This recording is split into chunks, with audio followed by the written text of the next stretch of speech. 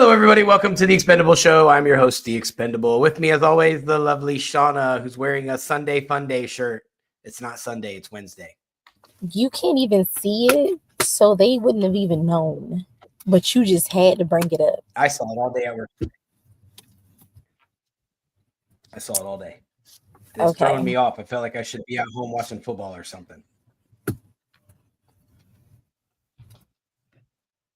But today, on today's show, well, first, if you like my show, like, subscribe, and ding the bell, because that's how I know if anybody likes me. So far, people just don't like me. I don't know why.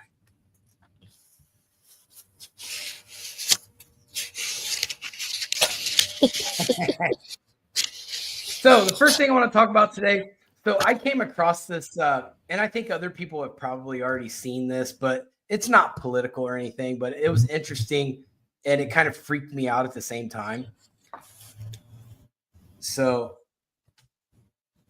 there's this like rare spotting of this massive, terrifying fish, the anglerfish. They call it the black sea devil. This thing is terrifying, and it came all the way to the surface. I guess this fish doesn't go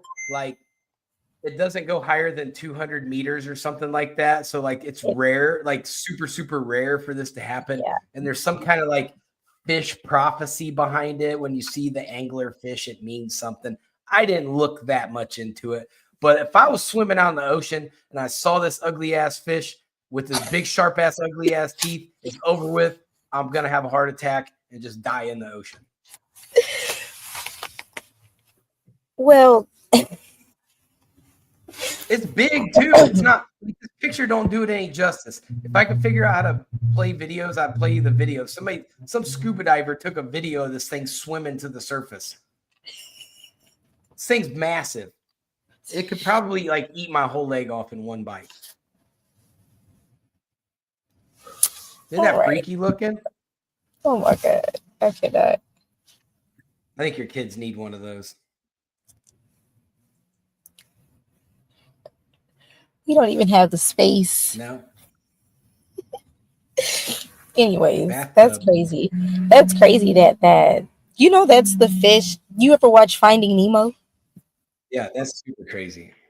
That's the fish in Finding Nemo when they're running with the goggles. Yeah. That's the fish. Is it? Yes. I didn't know that. Shauna.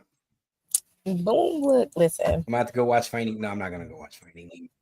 I've already seen Finding Nemo like 7,000 times. I cry every time. You know what I was doing today? I was talking to my youngest daughter, Brielle, and I said, "Hey, did you see me in the Akbar video yet?" She was like, "No, I didn't even open it." I'm like, "Well, I'm famous, and you're not even gonna go look and see me in a famous person's music video? What's up with that?" So then she went. I don't think she believed that I was in it. And then she finally watched it. She was like, "Oh my gosh, I saw you." So now my daughter knows I'm famous. Okay. No, you're not gonna fall into my trap. Okay, so first political thing of the day. There's a lot of stuff that happened, and we're gonna try to cover it all. So the leftist media propaganda, this stuff never stops. Okay, so it's constantly like it's like they didn't learn their lesson from the election. Like everybody sniffed out their bullshit media, and it cost them the election. Their whole plan was to just spread as many lies over and over and over and over again, and then have people believe it. And it didn't work because a lot of people, like we live in a technology age. We can fact check anything now. And they got fact checked a lot, and they were fact checked as false. So they're still doing it. So NBC News took some correspondence over to South Africa. And they were interviewing like these poor African people from South Africa and like on the streets and stuff. And they were trying to paint Trump getting rid of USAID as like this game-changing I was famous on Happy's Place, Colin. I was on Happy's Place twice. But they're trying to paint the USAA defunding as this like game-changing thing in the world, which it might be. Who knows? But my first question is, where's the World Health Organization? They're so worried about these AIDS treatments that they're supposed to be getting down there. That's what the whole interview was. Oh, you're not going to get your AIDS treatment? Well, we're not the only people who make that stuff. The World Health Organization is supposed to help the world. I don't know if you realize it, but USAID is called USAID. That not only means United States, but it means us. So we fund us. It doesn't say South Africa AID. That's what the World Health Organization is for the world. So my second thought on that is like, I'm not going to send aid or justify sending aid to a country that is notoriously corrupt. They have like this major movement going on over there where the government is seizing everybody's property and not giving them any compensation. It's like a big giant issue down there, and the world's starting to pay attention to it, and it's becoming a problem. So they're basically just seizing people's property and just taking it for the government. So I'm not in favor of messing with these countries that have all this corruption. We shouldn't be funding them, just like Ukraine. I don't want to fund them, and we'll get into the Ukraine here in a minute because they made the news this week. Another thing, so that's that. NBC News still trying their propaganda, same old, nothing changes. It's a bunch of turds trying to finish sinking their news network, apparently. So other news today. Donald Trump, this didn't happen today, it happened a couple days ago, but Donald Trump fired the top ethics official, and the liberals are going crazy. They're like, oh, why would he do that? Everything's going to be unethical now. Look, the ethics department has been around for quite some time.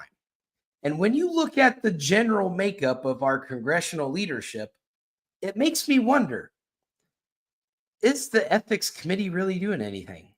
Because every time I hear them speak, I see more and more unethical things. So what exactly are we paying the Ethics Bureau to do?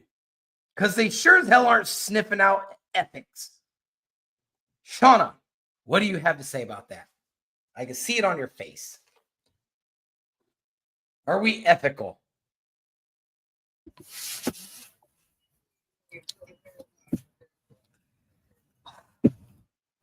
Oh, you're thinking really hard. Where do we begin?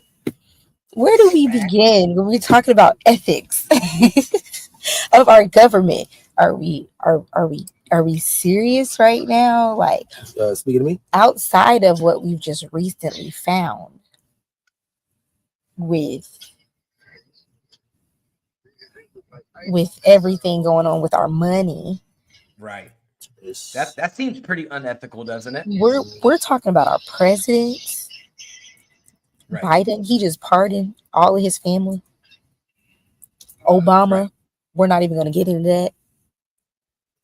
Bush, sure. Right. Like, you're developing a pattern of a long line of ethics problems. So my thing is, I certainly hope that the ethics department is volunteers. I hope they're volunteering their time, because if my taxpayer money is paying for this department, I'm going to be utterly disappointed, because they're not doing their job. Obviously, I have not seen anybody go up in front of the ethics board in a long time. They tried to do it to Matt Gaetz, but he got out of the Senate in time to where he didn't have to face that. Even though we did the show on that. That was a whole giant, set up in the first place. A bunch of rich drug addicts and child traffickers down in Florida was trying to set up Matt Gaetz. It was enough to where it was drawing enough negative attention where he removed himself from the attorney general post. So, it worked. I guess. But so Trump has fired the ethics head, rightfully so. What have these guys done for the last 50 years? Not a damn thing. You know, you've had the Russia collusion hoax and all the people involved in that. You didn't see any ethics board, nobody went in front of the ethics board for that. So I just don't. It's an organization. If we're not going to enforce ethics, then get rid of it. So it's a waste of time. Next, so today, finally, Tulsi Gabbard was confirmed as our Homeland Security Director. Finally, I mean, they drug their feet on that for a while, and I think it's because they're utterly terrified of Tulsi Gabbard. She does it. So Tulsi Gabbard does, in fact, have relationships with several world leaders in countries that may not be too friendly with us. However, they can't find any money trail for that. They can't find any like real corruptive things that she's done. They can't find anything anti-American. She just met with these people. And as somebody who's, military minded, like Tulsi Gabbard, she served our country. She was actually pretty well high ranking. She has several, security clearances. And now she's going to have top secret security clearance. So Tulsi Gabbard is somebody who's been in the world. She was in the Senate. So you got clearance for that. You've never heard her where she's violated her oath and her code as an American citizen to benefit another country. Unlike Ilhan Omar, who got caught saying, I'm here for Somalia, not the United States. Somalia has representation. So, if you're going to point the finger at Tulsi Gabbard, then you better point two of them at Ilhan Omar, the brother lover. So that's where I'm at with the Tulsi Gabbard thing. I'm not concerned about her. I think she stands on business. When you watch her speak, nothing rattles that woman. She is like, I view her as like Rogue on the X-Men because she's got that silver streak in her hair. She looks like one of the X-Men. For those of you who know the X-Men movies. So as the day came on, so I started looking into this before Tulsi was confirmed. And so Adam Schiff on X tweeted that Tulsi has a bizarre fondness for murderous foreign depots. Okay, Adam Schiff, you want to talk about Tulsi Gabbard knowing people from other countries that may or may not be good people. Well, let's talk about this after I got done digging into some things. USAID gave the European Union money for Afghanistan that was funneled to the Taliban, which for those of you in Pakistan that may be watching my show, I did an op-ed that covered just that very thing because Pakistan has a direct issue with the Taliban getting money. So they've been paying attention to the money that's getting funneled to the Taliban through Afghanistan via USAID. So there's that. Adam Schiff didn't have a problem with that. Next, we gave an organization called Beater Association for Environment. That is a Hamas terror charity. So these guys are directly involved with Hamas. We gave them $900,000. We gave money through the Catholic Relief Services and Medical Group, and they funneled money to Hamas. So I can keep going. USAID official Jonathan Kamen received an award from Beater, which is a Hamas organization that is under our disguise. $12.5 million went to American Near East Refugee Agency, which works under Beater, and their staff post on social media all the time advocating for violence. One of them said that God needs to erase the Jews, and October 7th was a beautiful morning. For those of you who don't know, October 7th was when Hamas raided that concert and killed and kidnapped a bunch of people. So this is the type of people that our USAID was funneling money to. We were paying for terrorism. And they just do it indirectly. This is how the government does it. They say it's plausible deniability. Well, we'll funnel it to this organization, and wherever it goes after that, that's not our problem. Well, it is our problem because we do know where that money goes. We know where these agencies are funneling this money. But you don't see Adam Schiff having a problem with that. No comment at all. So next, undisclosed money also went from USAID. Hey, Sarge, you're right on time. You're right on time, Sarge. We're talking about money, funneling money. So they had undisclosed amount of money that went from USAID to Unlimited Friends Association, which is another Hamas group. That group, their department heads promised to cleanse their land of Jews. So here we go, another Jew-hating group. Then millions went to Islamic Relief, which is a designated terrorist group in the United States. We actually identify them as a terrorist group. But, we gave millions to them. They work directly with Hamas, including one of their top political figures, Ghazi Hamad, who promised that Hamas would repeat October 7th attacks time and time again until Israel's annihilated. So, I mean, does anybody on the left have any room to talk? No, they don't. And there's more. Many of the Islamic relief funds were funneled through an evangelical charity. So now you have the Muslims working through an evangelical charity, and they were working with the Catholics. But this was called World Vision.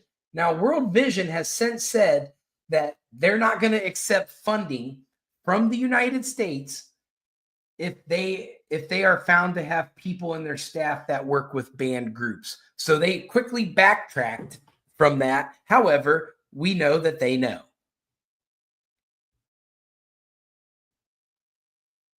So that's an issue when we look at, and this was just the Hamas funding. I could go audit the Taliban, the money going to the Taliban. I could go audit the money going to Ukraine. I could go audit all that, but I'm sticking with Hamas right now because that's who we're dealing with right now. I could do the same thing with ISIS.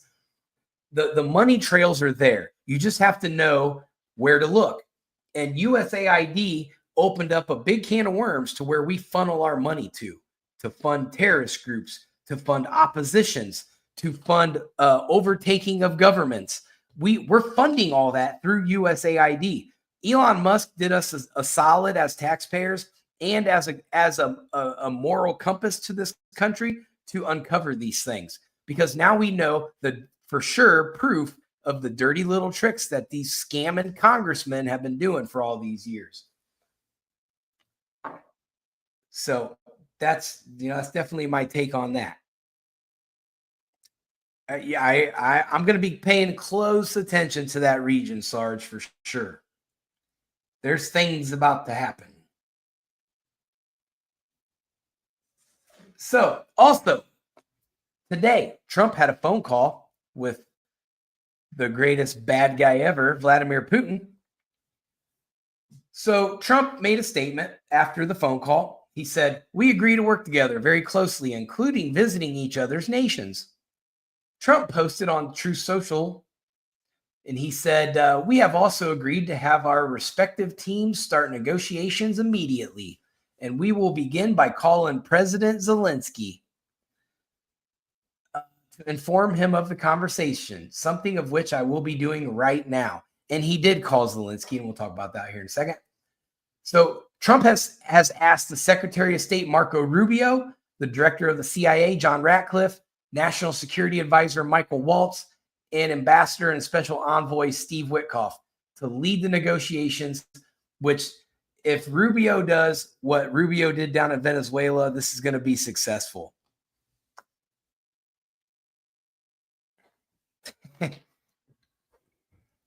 There's nothing good ever happens at the Circle K, Sarge. I'm just going to let you know that right now. Yeah, if you lived in Atlanta, you will know that don't go to the Circle K because it's bad. It's a bad deal. It's a bad idea. See, Shauna, she's like, oh, I'm just being dramatic and ridiculous. But it's facts. Actually, you don't want to stop at any gas station that's on a corner. Like you can go to the ones that are like in between like lights, like when they're just off to the side. But if it's on a corner, don't go there. Especially if there's one on one corner and on the other corner, because chances are there you got one hood meets the other hood, and there's probably going to be a gunfight later. What? I think you're just being dramatic, honestly. That was the first thing that they told me when I got down there. Oh yeah, there's a big gang gunfight down on Memorial Drive at the where all the 4 of them gas stations meet. Yeah, I know. I'm in the trenches. Oh my God! You know what? Over it. No, please. No. I'm in the trenches. I was on. I've been up and down Memorial Drive my whole life. Never been in no gunfire. I don't know what you're talking about. Now, I a crackhead or two, maybe. No gunfire. So my dad, so now my hometown's gonna go to shit. My dad just told me that Delphus has a Circle K now. They got a Circle K, so get ready, Dad. Get ready. Just stay strapped. Oh my God, please. Gotta stay strapped when you're in the hood. Oh. That's dramatic. I'm being dramatic. I mean, I think you should anyways, just because not even in Atlanta, just anywhere. It's crazy things going on, but right. I mean, it's Atlanta, man. It's where the players play. Oh my gosh, please. I can do this all day. I'm like a walking like lyric encyclopedia. Okay. Back to what we're supposed to be talking about at hand. What were we talking about? Oh, we were talking about Trump and Putin.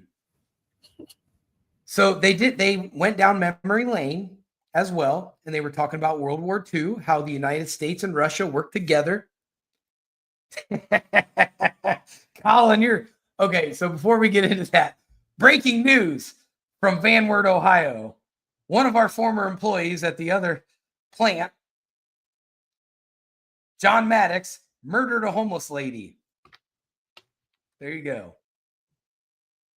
He turned me in for threatening him one time. He went to HR and told him I threatened him one time. I had to apologize. And then so I pulled him aside. I said, John, I'm sorry. Okay. I'm sorry. Yes, you did. You apologize. Now moving on. Are you censoring me? Are you censoring? This is the Expendables show. I get to tell the whole story. No. So what would happen was I was walking past him, he had a hose in his hand. You're incriminating yourself. Moving on. No, I'm not, because this is already a case closed situation. Oh my gosh. Anyway, and the statute of limitations is expired.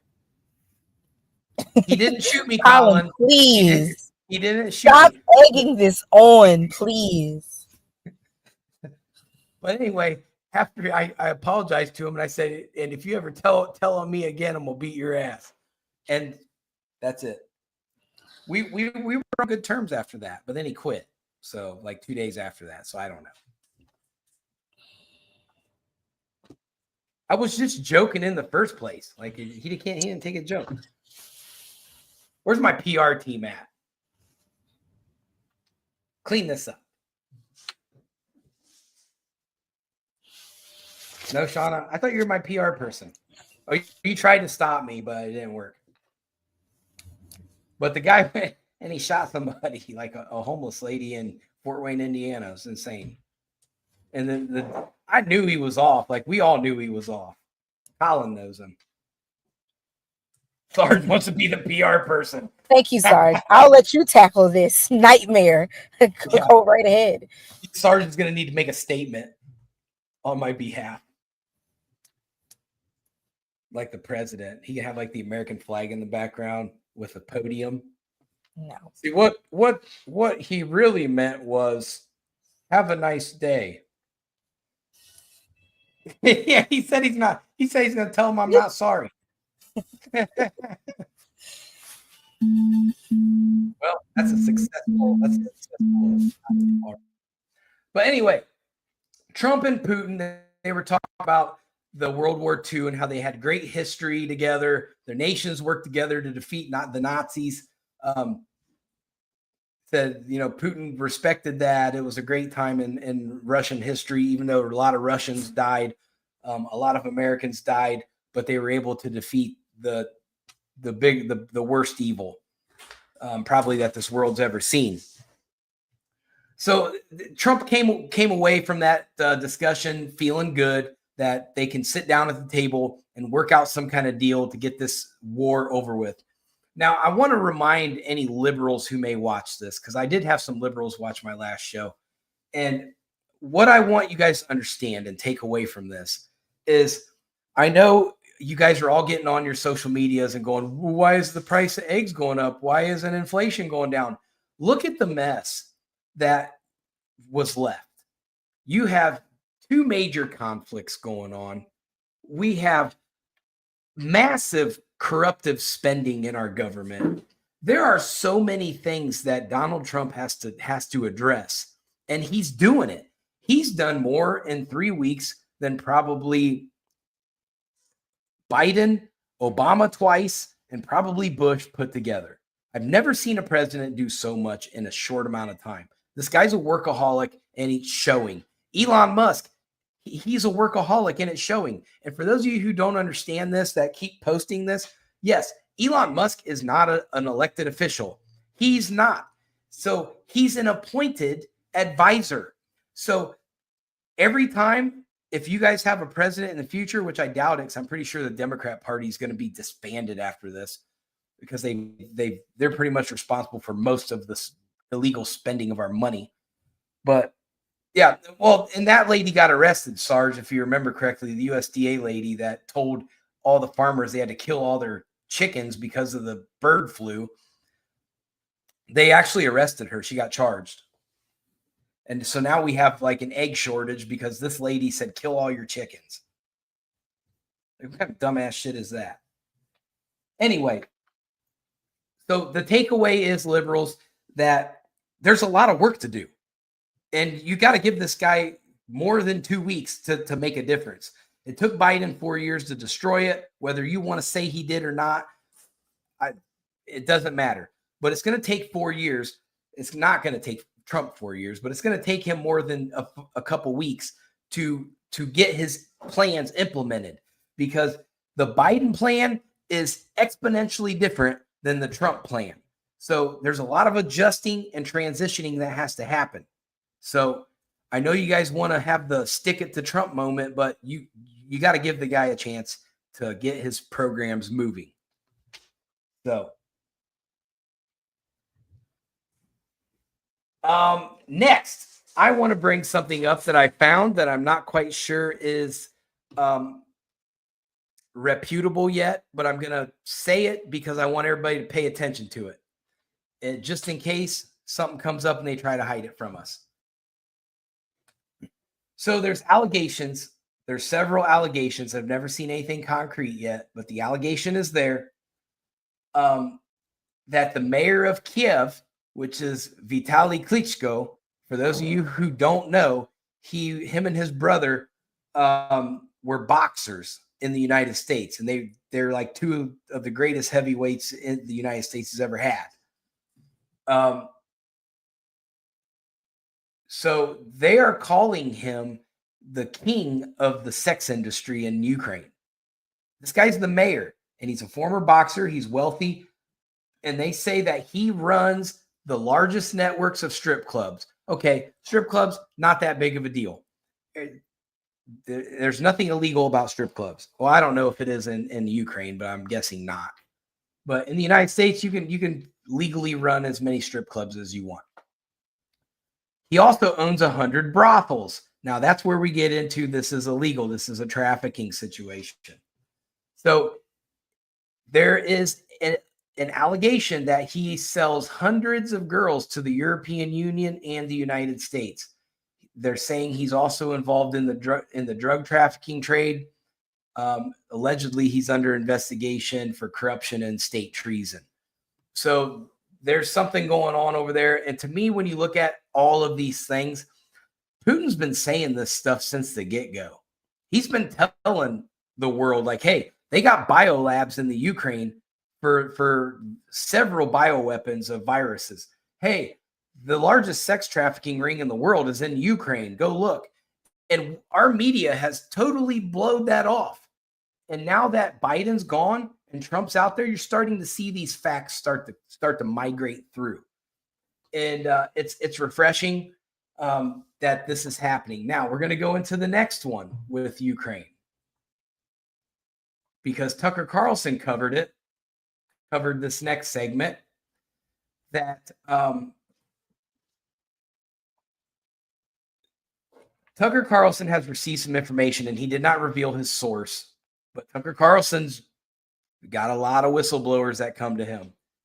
So he's reporting that he's accusing the Ukraine of selling U.S. military aid to Mexican drug cartels. So that's how they're staying so heavily armed. Carson claimed up to half of the weapons sent to the Ukraine ended up on black markets, fueling criminal activities. He's labeling the situation a crime and nightmare for America, revealing that weapons are being sold online and used by U.S. enemies. Tucker also says that part of the broader concern that Western arms sent to the Ukraine are reaching criminal groups globally. I believe that. I don't think, as we're hearing, you even hear Zelensky said a few months ago, hey, I only got half the money. Okay, where'd the rest of the money go? How much of the weapons did you get that they told you were getting? That's the next one. So there needs to be a major audit, and I'm starting to hear people in Congress start to talk about, hey, we really need to go audit that money that we've sent to the Ukraine to find out exactly where it went, what happened with it. So I think that's going to happen. So like I said, Trump and Zelensky had a nice little conversation today. That went well. Zelensky,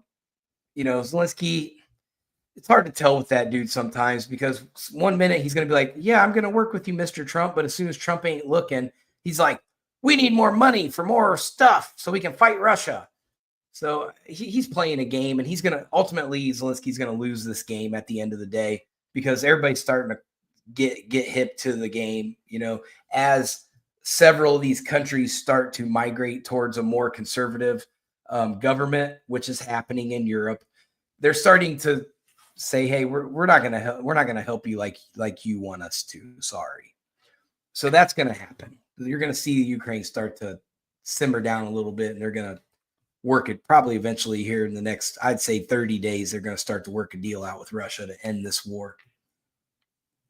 Also, Trump and India's President Modi sat down and they had a conversation. So tentatively, there's a tariff issue there. Trump's talking about tariffs. India already has tariffs on us. So some of the tariffs that after the conversation, Modi said, hey, okay, so the Harley Davidson motorcycles, they used to have a 50% tariff going into India. Well, he lowered it down to 40%. So that's a 10% decline. That's starting somewhere. And so they're going to drop retaliatory tariffs on U.S. almonds, apples, chickpeas, lentils, and walnuts. So they're going to start taking in more of our stuff on a lower tariff rate. So we're starting to make a little progress here. So the thing is while the liberals run around and they say the tariffs are going to destroy the American economy, it's creating better business deals for us amongst other countries, which in turn, and you're starting to see more financial experts start to talk about this, that the tariffs, the way Trump's doing it, is actually having a positive effect. We're going to see the inflation go down, because now the tariff percentages of other countries, they're starting to renegotiate those, because everyone's afraid to pay our tariff. So you're starting to see this tactic of using the tariffs as leverage by Trump is paying off, and it's working, and we're going to end up with better deals out of this. I mean, because we do import a lot from other countries, and to get those at better wholesale prices through lower tariffs is going to be beneficial to us when we are, as consumers, go to the store and buy things. Unless you're rich like Shauna, she don't care about money. She just put it on my card. That's how she does it. She's super bougie like that.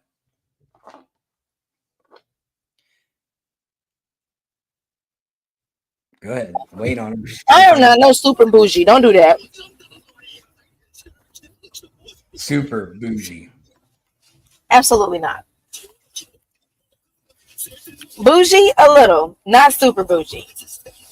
Well, it's just the eye of the beholder. I think you're super bougie. Anyway, so another thing.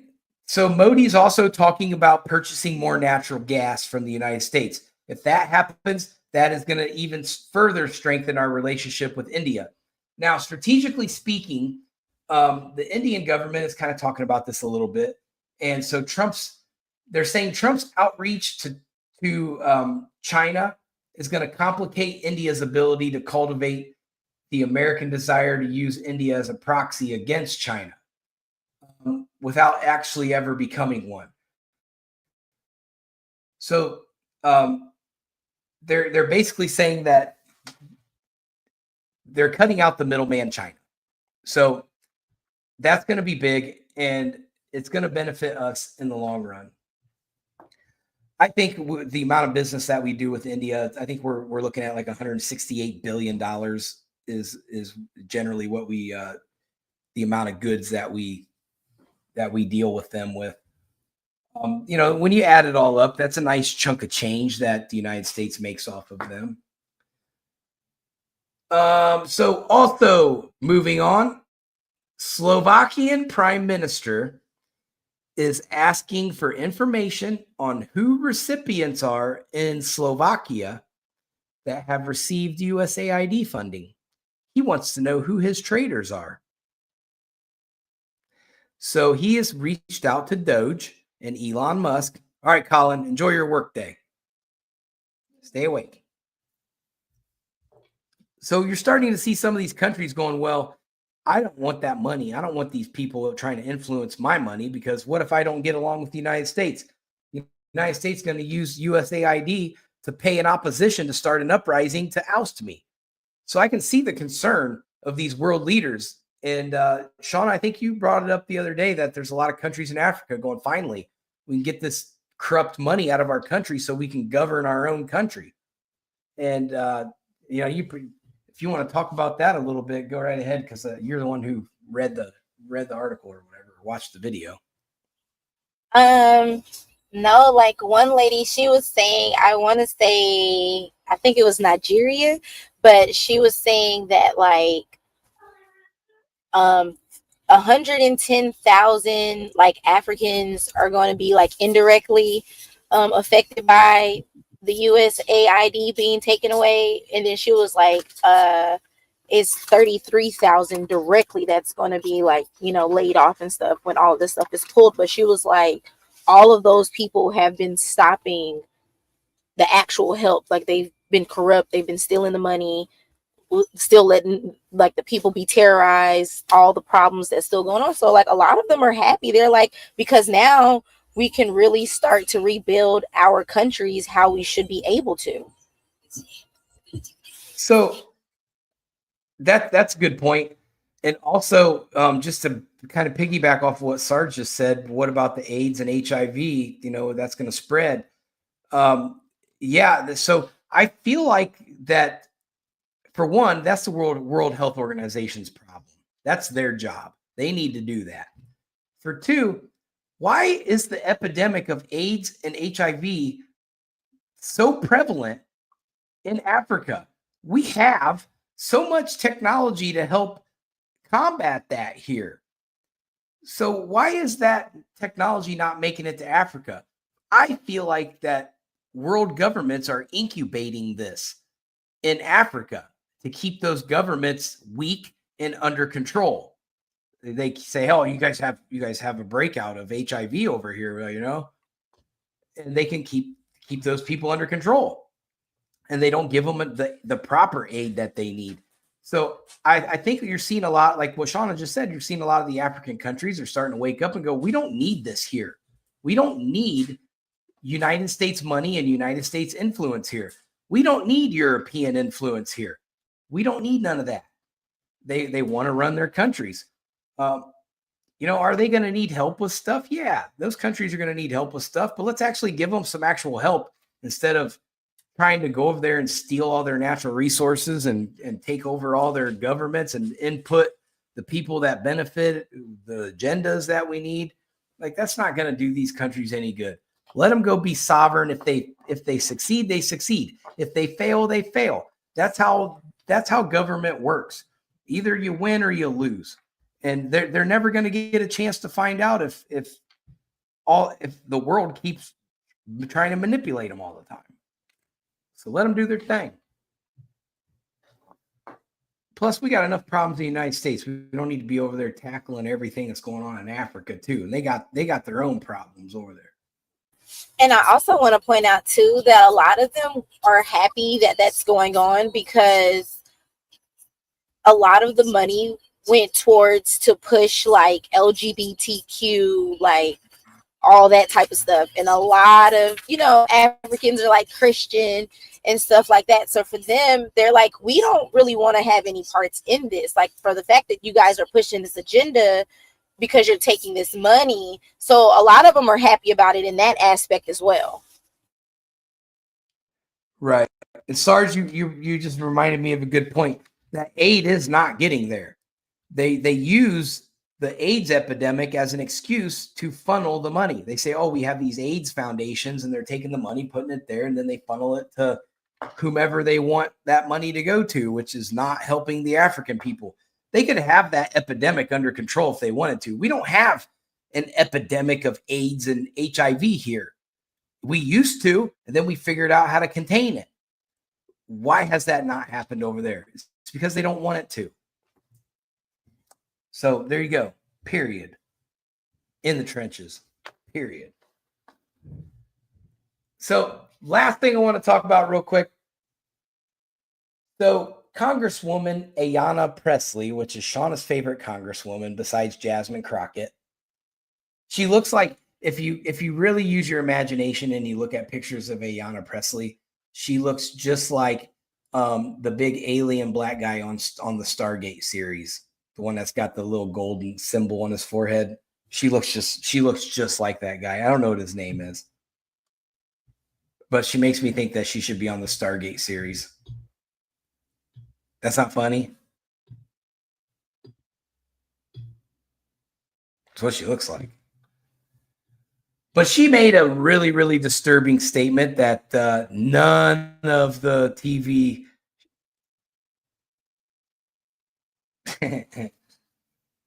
but none of the TV news networks are reporting this, but I saw it because I watched it live.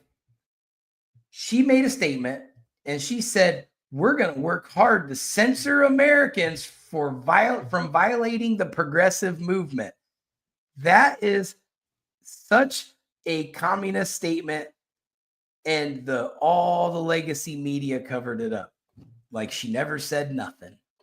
But if you dig far enough, I think it's on YouTube. You can go look at that. Yep, Sarge, you got it. That's Teal from Star SG1. That's who it is. I knew somebody was going to chime in and go, "Oh, I know exactly who that character is on that show.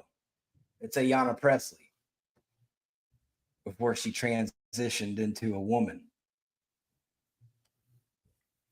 But she's very, very radicalized, and it's insane that they're letting her lead the way on this Elon, go after Elon Musk thing. Who Elon's not even elected official. They can't really do anything to him. He has top secret security clearance anyway for SpaceX. So what are you gonna do? You can't take his security clearance away. He's gonna go, fine, I'll take SpaceX and I'll go move it down to Mexico where they'll let me do whatever I want. So it's kind of a bad that's kind of a bad thing to do. even though Elon's not really, he's not doing anything bad. He's just auditing. They act like he's going in there and he's emptying bank accounts out. Most of the people in the country got such bad credit that you can't even steal their social security numbers anyway. You ain't going to get nowhere except a 400% APR credit card with a $200 credit limit on it. That's it. So what? I don't know what everybody's so worried about. I don't know if you guys seen it, but I was watching. Elon was on he did an interview about Doge. I have to go. Office. Y'all be good.